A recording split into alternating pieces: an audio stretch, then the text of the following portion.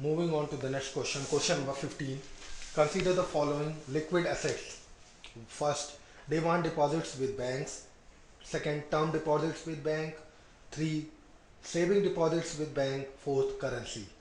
Adjust these assets in decreasing order of liquidity. We have to arrange these assets given in the decreasing order of their liquidity. A 1432, B 4321, C 2314, and D 14132. Now, when we see the liquidity, we find that assets can be adjusted according to the eye of depositor, not according to the bank. Okay, liquidity can be converted into cash easily.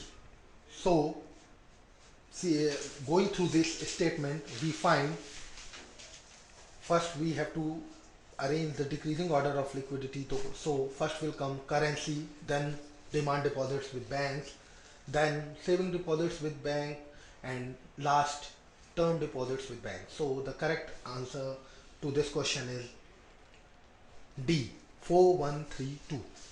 Now प्रश्न संख्या 15 देखते हैं। निम्नलिखित तरल परिसंपत्तियों पर विचार कीजिए। 1, बैंकों में मांग जमा। 2, बैंकों में सावधि जमा। 3, बैंकों में बचत जमा। 4, मुद्रा। इन परिसंपत्तियों को तरलता के अवरोही क्रम में व्यवस्थित कीजिए। अवरोही क्रम में, आरोही में नहीं बल्कि अवरोही, यह ध्यान देने वाली बात है। जब हम इस प्रश्न को देखते हैं और हम पाते हैं कि परिसंपत्तियां जमाकर्ताओं के विचार के अनुसार व्यवस्थित की जा सकती है, ना कि बैंक के अनुसार। तरल निधि वह है जिसे आसानी से नकदी में रूपांतरित किया जा सकता है। इस प्रश्न को हम जब इस कथन को जब हम देखते हैं तो हम पाते हैं कि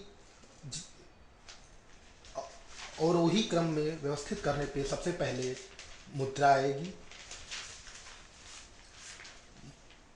उसके बाद बैंकों में मांग जमा, फिर बैंकों में बचत जमा, और सबसे अंत में आएगा बैंकों में सावधि जमा। यानी कि कथन D 4, 1, 3, 2 इसका